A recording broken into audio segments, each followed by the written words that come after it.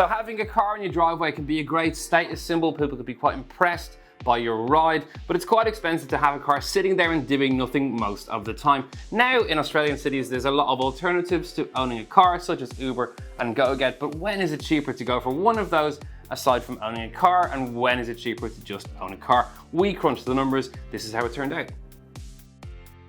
So before we get into the results, let's have a little look at what we did. Here we looked at the cost of owning a car with a car loan, grabbing a GoGet or grabbing an Uber for various numbers of trips of various lengths every week. We didn't include cost of parking spaces or cost of tolls, so that will be extra in every case. For owning a car, we looked at the cost of a $10,000 car with a car loan. We also bundled in your day-to-day costs with that car, so we also included the cost of fuel, registration fees, compulsory insurance, and also servicing.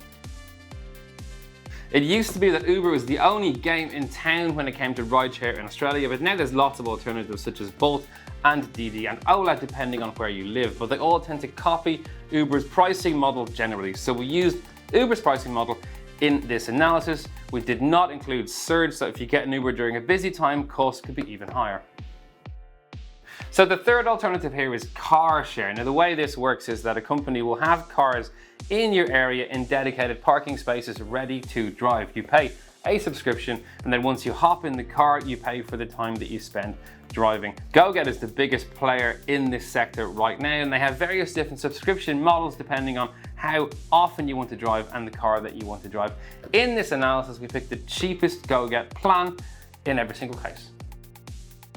So which option is the best value? Well, unsurprisingly, it depends on how often you drive. Here we looked at 3 different profiles of drivers to see which is the best option in each case. For infrequent drivers driving half an hour twice a week, GoGet actually turns out to be cheaper than an Uber at $1,300 versus about $3,500 for an Uber for those infrequent trips and nearly $4,000 in a car. So if you're only traveling infrequently, GoGet's actually a lot cheaper than grabbing an Uber.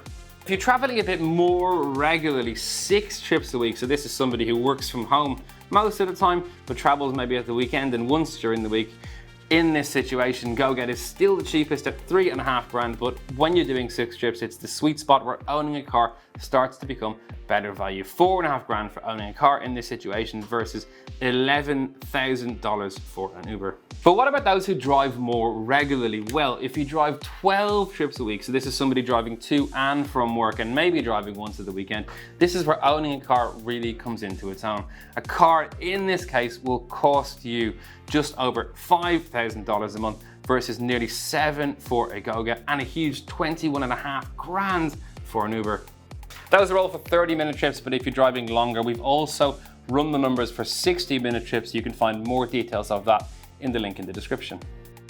So which is the best for you? Well, obviously it depends on more than just price. GoGet and Uber also offer convenience. Uber is available whenever you need it. GoGet means you don't need a parking space and they're cheaper for fewer trips. But as we've seen, if you drive longer or more frequently, or indeed if you don't live in a city or near a CBD, these options might not be available, so a car might be the only way to go. If you're a daily commuter, owning a car really is the only way to go. And if you can't afford to buy one outright, you can always get a car loan. These cost about $200 a month and are included in our costs here. Obviously, you're going to need to make sure you get a good interest rate, so compare all the loans on the market on finder.com.au. And if you want to see more breakdown of the numbers we discussed here, you can also check out the Insights blog on Finder, which will be linked in the description.